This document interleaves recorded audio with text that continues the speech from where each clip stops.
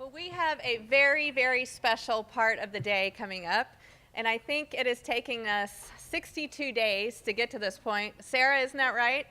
62 days of trending will be announced in a few minutes of what moms care about the most for their own health and their children. To kick us off in that conversation, it is my great, great pleasure to introduce three extraordinary women. The first is Kathy Calvin. She's the president and the CEO of the United Nations Foundation. Sharon Agostino. She's the vice president for corporate citizenship at Johnson & Johnson, our co-captain for this whole project. And finally, it is our great honor to introduce Mrs. Soon-Taek, the wife of the Secretary General and advocate for women and children everywhere.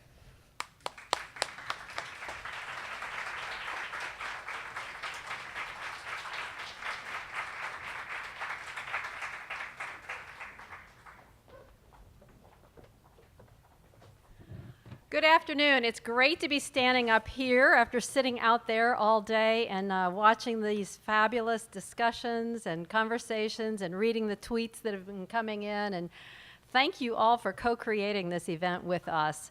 I want to read a few tweets that have just come in this afternoon before we launch this session because they say a lot about what's been going on. The first one comes from Melinda Gates. When we invest in women and girls, we invest in progress. This one comes from Half the Sky. Women are so powerful when we get together. We are in line to solve problems until all are solved.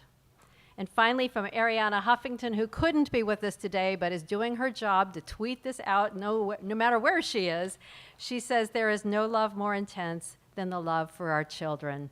I think we've heard that all day today, and we're going to continue that theme with this next session, and I'm so proud that we have Madame Soon-Taek with us today. This is an extraordinary woman, and today in Korea is actually not Mother's Day, but Parents' Day. But we all know that means it's Mother's Day. And so I want to start by saying to her, I think I can get this right, 아버나라 축하합니다.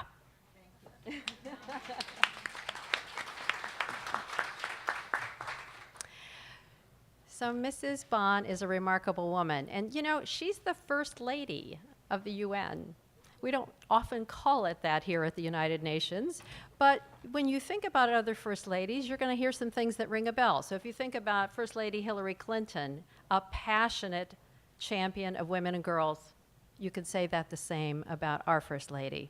When you think about Laura Bush, who was trained as a librarian, that's also true of our First Lady. And when you think of Michelle Obama, a trusted partner with her husband in thinking about being the voice for the voiceless around the world, you can certainly say that about Mrs. Soon-Taek. And like many of you, she's the mother of 3 children and the grandmother of 3 grandchildren. It's very special that she's with us and is going to share some thoughts. I want to tell 2 quick stories, because today is a day of stories, that I've heard her husband tell that I don't think she's probably telling today, but they're so meaningful to me that it explains why Ban Ki-moon and Soon-Taek are together and are making such a difference. They grew up in war-torn Korea. And you may or may not remember what it was like there after the war, nearly 60 years ago, but it was one of the poorest countries in the world, as poor as many of the countries that we're all talking about today in Africa or Asia. And it was a very troubled time, and the Ban Ki-moon tells the story of going to the birthing huts where women would have their children, not in a hospital, not in a clinic, but in a birthing hut, if they were lucky with a midwife. And before they would go into those huts, they would take their shoes off, rubber-soled shoes, and leave them at the door of the hut. But before they would go in, they would stand for a few minutes looking carefully for a long time at those shoes.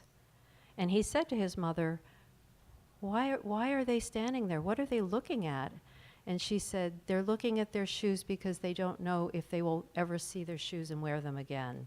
The risks of dying in childbirth were that high.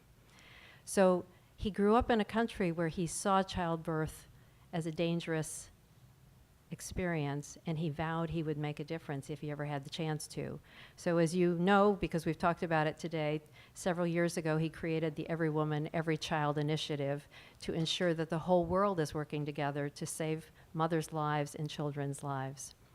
The other quick story I want to tell you about Korea, because it took place in the same period, is that this was a country that had UN peacekeepers ensuring that there was a recovery and a return to peace. And today, by the way, Korea is the 11th largest economy in the world. Several years ago, we met several nuns from an interfaith group that had been children during that same war-torn period and were cared for by Ethiopian peacekeepers who were assigned to help preserve the peace in Korea. Today, they are raising money in Korea for girls in Ethiopia to go to school. It is so wonderful when we see people all around the world thinking about what they too can do to help women and girls. And so, of course, hearing from Mrs. Bond is a special opportunity for us because these are the stories that she grew up with. Mrs. Bond.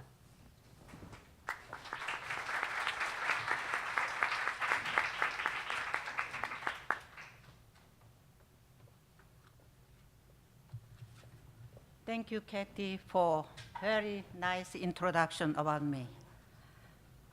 Miss Kathy Calvin, President of UN Foundation, Miss Sharon Agostino, Vice President of Johnson & Johnson, dear friends, what a wonderful gathering. I'm so happy to be here with you. Thank you very much for your invitation. I come here as the spouse of the United Nations Secretary General, but also as the mother of 3 wonderful children and the grandmother to 4 beautiful grandchildren. They bring joy to my life every day. I traveled so many places where children have no homes, where they have lost family members to war or disasters, where they lack access to clean drinking water, where they cannot even go to school. When I see these children, I think of my own children and grandchildren. It is for me a great tragedy when the needs of any child anywhere are not met, when their dreams are not fulfilled. I also feel enormous sadness and frustration for every woman who does not have access to the health care, the education, or the right to live her life fully, or to care for her children as well as she loves them. I know that you here today feel the same. All of you are living your own lives, but you are thinking about the difficulties that people face beyond the borders of your own communities. With Mother+Social, you have combined mothers, social media, and the power of storytelling to yield impressive results. You are truly global citizens.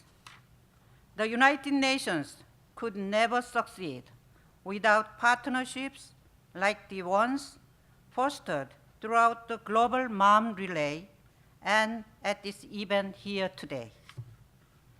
The UN is an organization of governments, of course, but it is the people like each of you who are creating the social networks and partnerships that educate and inspire individuals globally to get involved and advance our causes. I share your motivations and hope that we can achieve the aims, every woman, every child, to save 16 million lives by the year 2015 by providing every woman and every child in our world with the care they need to survive. The goals of every woman, every child aim high. But when I look at you, I realize the intelligence, innovation, and energy and can be focused to achieve them. I believe that we as mothers and as a global community can and will make it happen. I thank you very much for your time, your support, and commitment, and I wish you all the best in your continued efforts.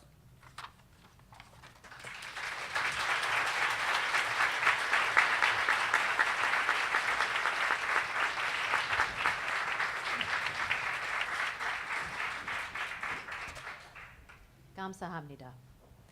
So Sharon, this is so exciting that we've gotten as far along today as we have, and we have something for you, Mrs. Bond, to take back to your husband, to let him know what the world has been saying and the messages that he should be hearing that we know he knows already, but to give him added incentive and support in his work on every woman, every child. So here we have, and maybe we'll sit because I think we're going to put on the screen. Elizabeth, why don't you walk over there and then we'll see.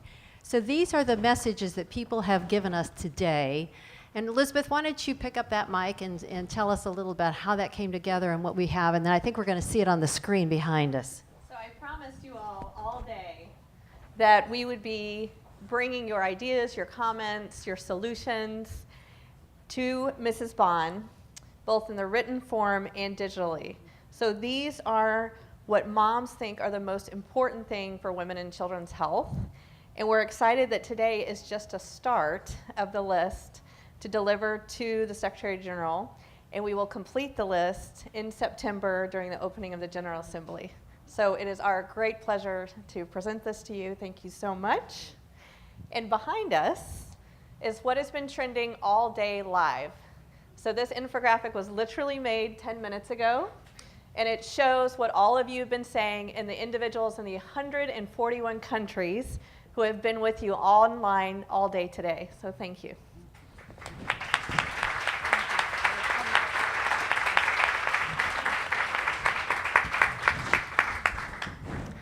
So Sharon, this was your brainchild, and why don't you talk a little bit about what you hoped might happen today and what you think we're hearing from all the participants from around the world?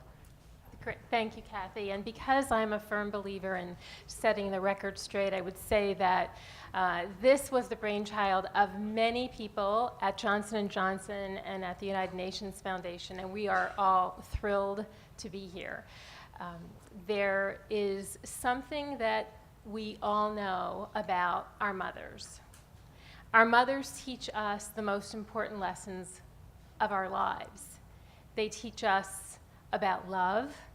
They teach us about compassion. And importantly, they teach us about caring for others.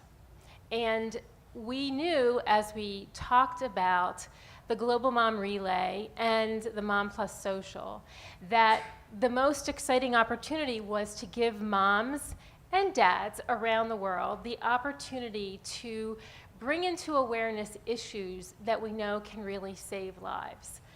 We've heard through the day today about mothers dying in childbirth and babies not surviving their first day of life. And one of the points that I would say to you, Mrs. Bond, is that about 3 years ago, this time, your husband, the Secretary General, issued a call to action for all of us around the world for a really increased commitment in improving maternal and child health and survival. And so on behalf of over 120,000 employees of Johnson & Johnson, some of whom are here and others who are watching the live streaming, we were very inspired.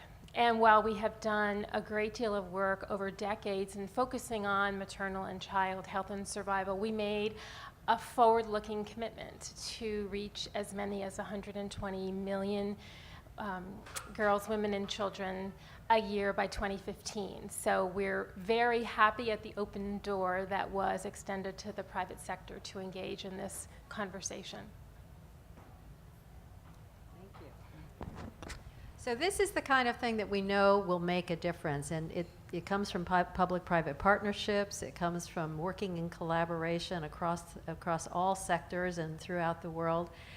When you look at the things that are on the screen behind us, we know that there are lots of new ideas out there for helping women and girls. And talk a little bit about some of the ones you're trying to put into practice right now. I know you've experimented a little bit with mobile technology and new ways to reach women and girls in the hardest to reach places. I get very excited when I see this infographic, partially because I know we'll all be tweeting it later today, but also and importantly because of this idea of connecting moms around the world. And we recognize in that conversation that mobile phones play an important role. And you alluded to the work that we are doing through MAMA, the Mobile Alliance for Maternal Action, which is a partnership with the United Nations Foundation, with Baby Center, with the mHealth Alliance. And what we recognize is that in low resource settings, new and expecting moms really have very little access to information, and often the information to which they have access is inaccurate. And so MAMA was designed to deliver staged-based messages that are timed along a woman's pregnancy. So she knows exactly what she should be expecting. She knows what the signs are for when she may need help. And we're quite excited about the prospect. So when I look at this, I think we've done a lot together, and with everyone in this room, there is so much more for us to do. And the engagement today of so many people, and through the Global Mom Relay, in raising their voices, in increasing awareness of issues that impact the survival of moms and children around the world, we know we can collectively make a difference, and much more of a difference than any of us could make individually. So most of the people here, Mrs. Bond, are here because they care about women and girls, but we all do.